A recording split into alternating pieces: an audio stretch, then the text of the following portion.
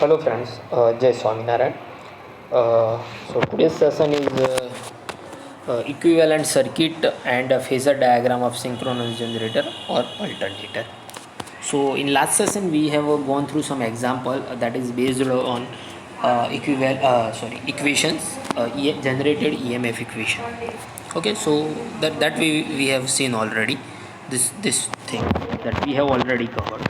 Okay, ये सारे examples हमने लास्ट टाइम देखे थे। उससे पहले हमने ईएमएफ इक्वेशंस डिफाइन किए थे कि भाई जनरेटर जो वोल्टेज जनरेट कर रहा है उसका ये इक्वेशंस क्या होगा। So there is a two equations basically कि भाई अगर full pitch and concentrated winding है तो हमारा ये इक्वेशन होगा ईएमएफ का, एंड अगर that concentrate short pitted and distributed winding है तो ईएमएफ इक्वेशन ये होगा।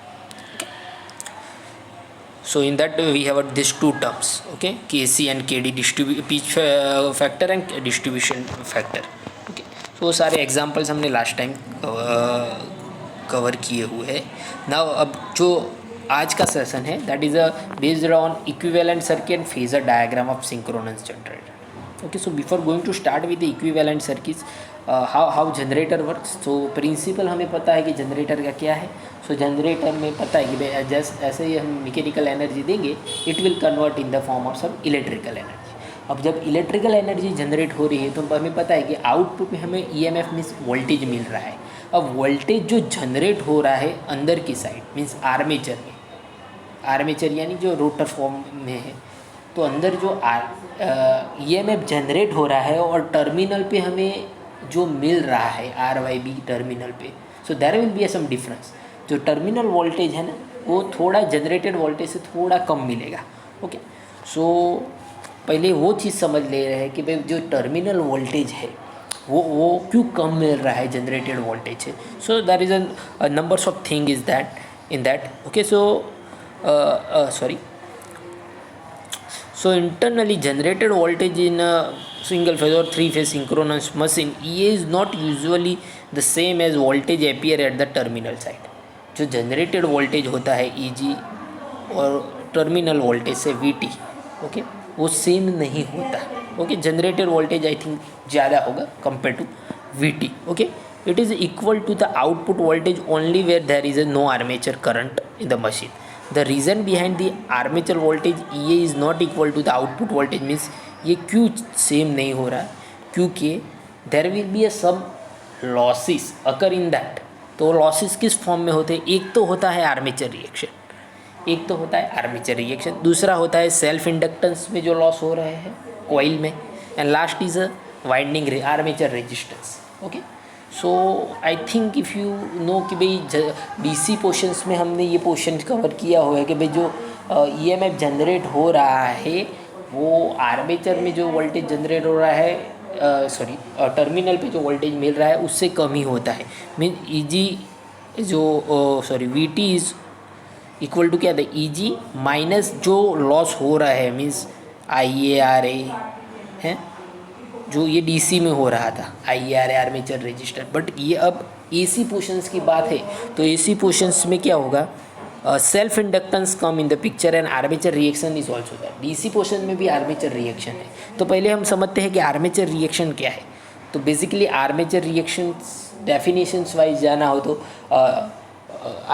आर्मेचर फील्ड की मेन फील्ड पे जो इफेक्ट होती है, तो भाई एक तो है कि भाई जो फील्ड जनरेट हो रही है मेन फील्ड उस पर एक्स्ट्रा एक आर्मेचर भी करंट फ्लो हो रहा है, तो उसके बेस पे एक जो इफेक्ट हो रही है फ्लक्स पे। Okay, so that's called armature reaction. The effect of armature flux on the main flux affecting its value and the distribution is called armature reaction.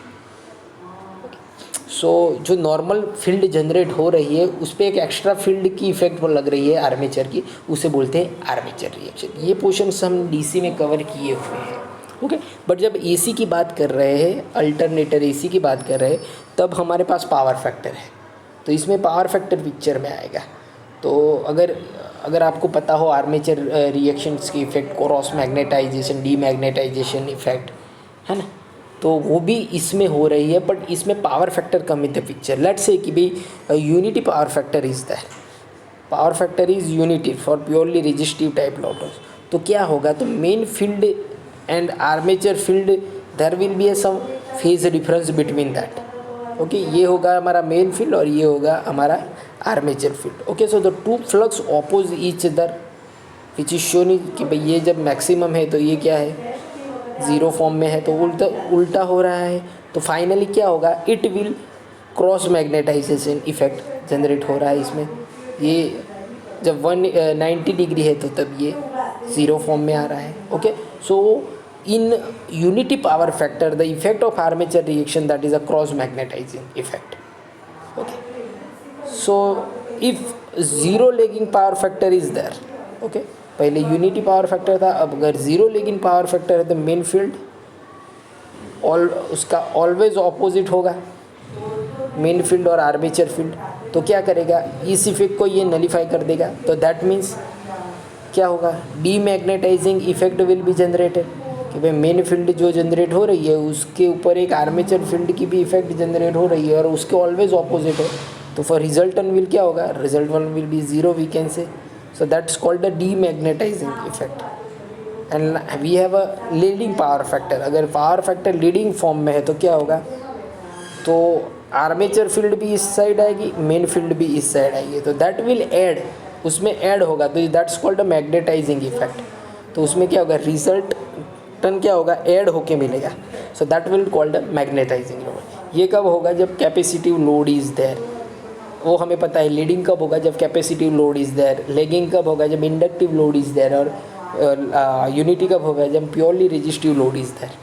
Okay, so this are the effect of armature reactions, जो extra generation हो रहा है armature reaction. So now let's see how it will work. Okay, so armature reaction, when the rotor of a synchronous generator is spinning, voltage EA is induced in the stator. Q generate हो रहा है.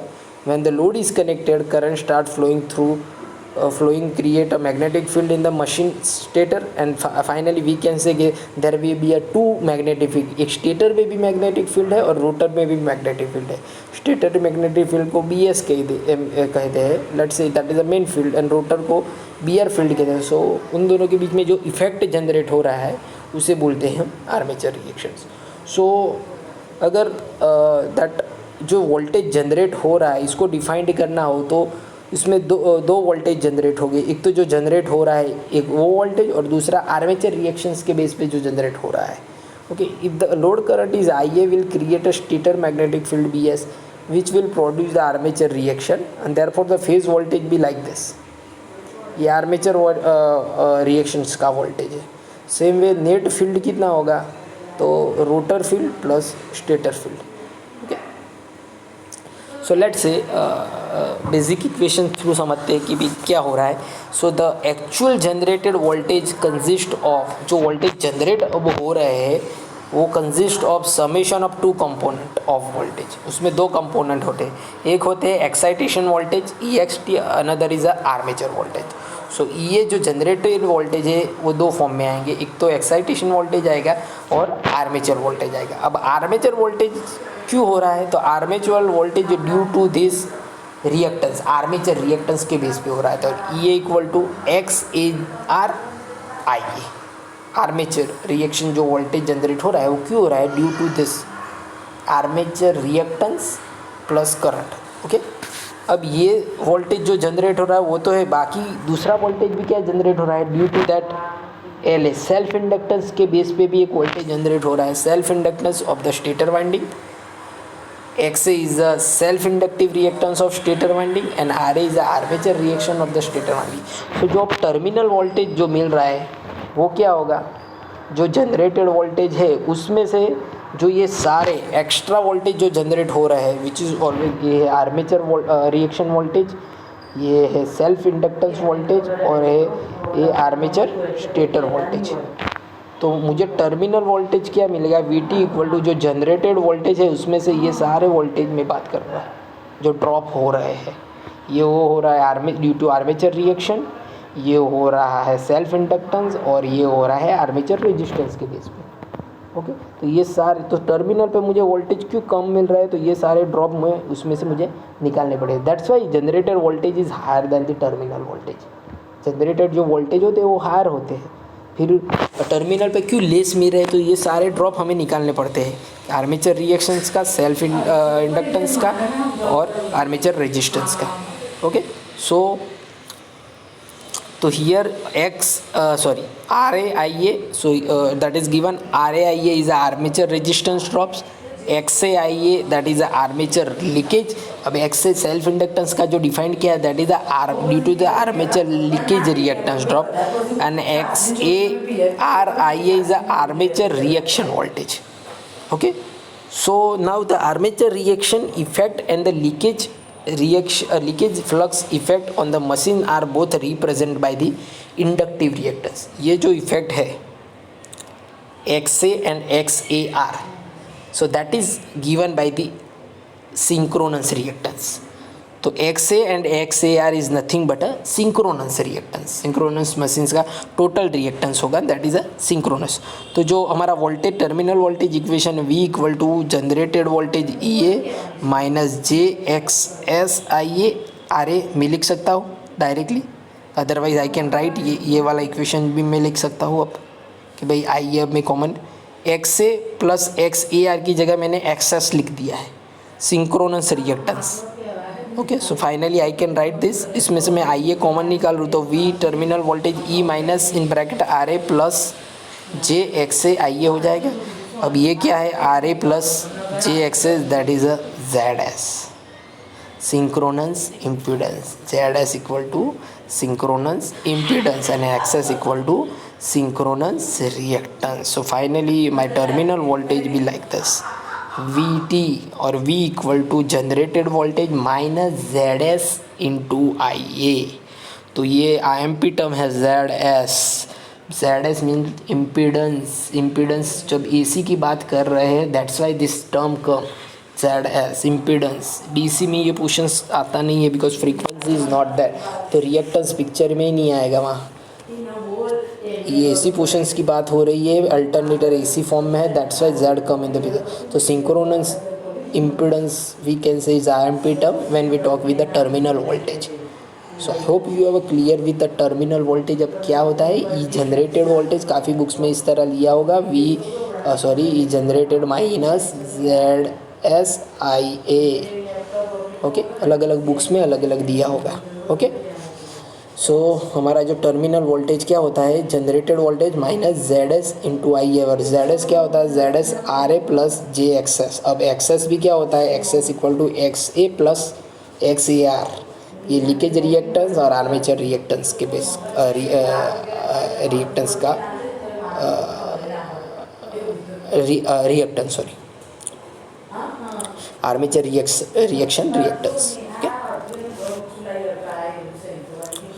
Okay, so वही चीज़ को अब equivalent circuit से defined किया जाए तो क्या होगा, ये हमारा आर्मेचर है दैट इज़, और फिर उसका रिएक्टेंस फॉर्म होगा। और वही चीज़ हमने बताया है, जो terminal voltage EA JXIA JXAIA RIA वही डिफाइंड किया हुआ है। ओके, LA सेल्फ इंडक्टेंस हो जाएगा, आर्मेचर रेजिस्टेंस डिफाइंड होगा। ओके, तो reactance synchronous reactance is that, इन दोनों की जगह में डायरेक्टली सिंक्रोनस रिएक्टेंस पुटअप कर दिया। तो अब इक्विवेलेंट सर्किट्स देखिए, आप देख सकते हो क्या हो रहा है। ये मेरा स्टेटर रोटर साइड है एंड देन रोटर पोर्शन है, and this will give my stator side connection. यही इक्वेशंस बेस पे यहाँ मैंने ड्रॉ किया हुआ है। ओके, थ्री फेस के डिफाइंड के लिए। और ये मेरा फील्ड है, फील्ड को वेरी करूँगा accordingly I can vary the magnetic field. Okay, so synchronous generator में for star and delta we have this star and delta equivalent circuit. और ये तो टर्मिनल वोल्टेज का पता है, terminal voltage VT equal to √3 V phase voltage for star and delta के लिए दोनों सेम रहेंगे। सो फाइनली इक्विवेलेंट सर्किट भी लाइक दिस।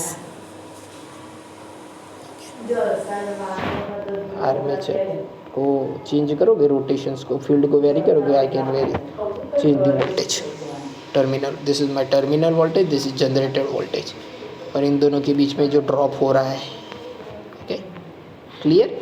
ये जनरेटेड वोल्टेज है और ये सॉरी ये मेरे जनरेटेड वोल्टेज है और ये मेरे टर्मिनल वोल्टेज. तो वी टर्मिनल वोल्टेज और यहाँ फाई के फॉर्म में दिया है, वी फाई इक्वल टू क्या होगा, ई जो जनरेट हो रहा है ये वाले वोल्टेज माइनस ये अरे मीन्स इन दोनों के बीच I can write Z and I can write Z where Z equal to R A minus J X S. Okay I can write. So I hope you have a clear with this equivalent circuit of alternator. Okay, so now let's move further for the phasor diagram. Okay, so now let's see the phasor diagram, how it's look like phasor diagram. So for that we have to assume some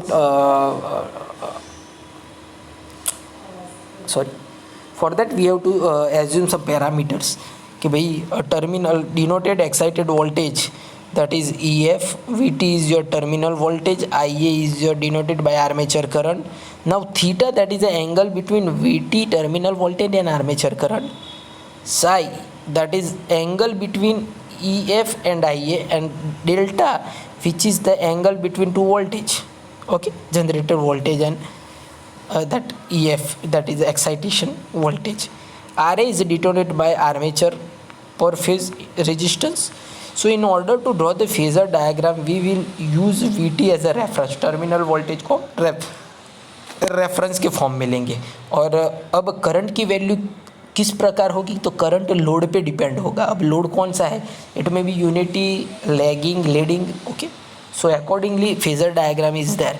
So we already know that if the machine is working as a synchronous generator, then the direction IA will be in phase with the EF, and phasor EF is always ahead by VT, okay, generated voltage wala. So these 2 points are necessary to keep making the phasor diagram of synchronous generator. So in this phasor diagram we will draw the direction of IA in phase with the EF as per the point number 1 mentioned, and now let us derive the expression for that. So we have 3 cases. One is the lagging power factor, unity power factor and leading power factor. Okay, so now let's go through that lagging power factor. तो अगर power factor lagging form में है तो क्या होगा. सो यहाँ आप देख सकते हो मैंने VT डिफाइन कर दिया है, VT ये रहा. अब लेगिंग पावर फैक्टर है तो करंट भी लेग होगा, VT से थोड़ा लेग होगा करंट. ओके, वो जितना लेग हो रहा है अकॉर्डिंगली IARA ड्रॉप उसमें मिलेगा. IARA ड्रॉप, अब जब IARA तो उसमें से रिएक्टेंस क्या होगा, रिएक्टेंस उसे 90 डिग्री होगा, रिएक्टेंस 90 डिग्री होगा. सो फाइनली आई गॉट EF इस तरह मिलेगा. तो यहाँ आप देख सकते हो कि that IARA and here is a IAXS. Okay, so EF का equation I can write EF equal to, और स्क्वायर के फॉर्म में भी लिखना हो तो लिख सकते हो, VT cos theta plus IARA. EF का इक्वेशन क्या होगा, तो ये और ये होगा मेरा, इन दोनों का सम होगा. अब यहाँ देख सकते हो भाई ये तो IARA है तो ये कितना है, तो this is nothing but VT cos theta. ये है VT cos थीटा, और यहाँ ये वाला पोर्शन क्या होगा, इतना वाला VT sin थीटा. ये cos थीटा हो जाएगा और ये sin थीटा. तो अब देख सकते हो कि ये EF क्या होगा, तो इन दोनों का सम प्लस इन दोनों का सम. तो इन दोनों का सम क्या होगा, VT cos theta plus IARA, VT cos theta plus IARA, और यहाँ क्या होगा VT sin theta plus IAXS, VT sin theta plus IAXS, और स्क्वायर फॉर्म में है that's why the whole square. तो ये हो गया voltage, generated voltage. Okay, so this is the equation for lagging power factor. देखो करंट लेग हो रहा है, ये टर्मिनल वोल्टेज और उससे करंट थोड़ा लेग हो रहा है. Okay, that is angle theta. Okay, So I hope you have a clear with the phasor diagram when the power factor is lagging. Okay, now let's say unity power factor is that. तो unity power factor होगा तो current और voltage के बीच का angle क्या हो जाएगा, ज़ीरो हो जाएगा. देखो इसी डायरेक्शन में वोल्टेज भी है, इसी डायरेक्शन में करंट भी है. ओके, तो आई ए आर ए भी उसी डायरेक्शन में आएगा बिकॉज आई आर ए और आई ए 90 डिग्री पे आई ए एक्सेस. तो अब ई एफ का इक्वेशन क्या होगा, ये टोटल प्लस ये, तो ये क्या है, ये कितना है, आई ए आर ए तो है, साथ में क्या है V T plus I A R A, V T plus I A R A, और ये कितना है, सॉरी आई ए एक्सेस. तो ई एफ क्या होगा, मीन्स जनरेटेड वोल्टेज क्या होगा हमारा, V T plus I A R A plus I A XS. ये जब unity power factor is there, current voltage और करंट के बीच का एंगल ज़ीरो होगा तब. ओके, यहाँ देख सकते हो एंगल ज़ीरो ही है, सेम डायरेक्शन में unity power factor is there. Okay, and lastly we have a leading power factor. So leading power factor में पता है कि करंट लीड कर रहा होगा. सो अगर वी टी इस तरह है तो करंट इस साइड नहीं जाएगा बट इस साइड जाएगा. ओके, अगर करंट इस साइड जा रहा है सो मेरा आर ए आई ए भी उस साइड होगा, उसी डायरेक्शन फॉर्म में इस तरह ही होगा. Okay, and finally I can draw I A XS. तो अब मुझे ई एफ डिफाइंड करना हो तो ई एफ डिफाइंड करने के लिए क्या होगा, ये टोटल वोल्टेज यहाँ तक का और ये टोटल वोल्टेज इन दोनों का माइनस होगा, सॉरी ये वोल्टेज इन दोनों का माइनस होकर मिलेगा.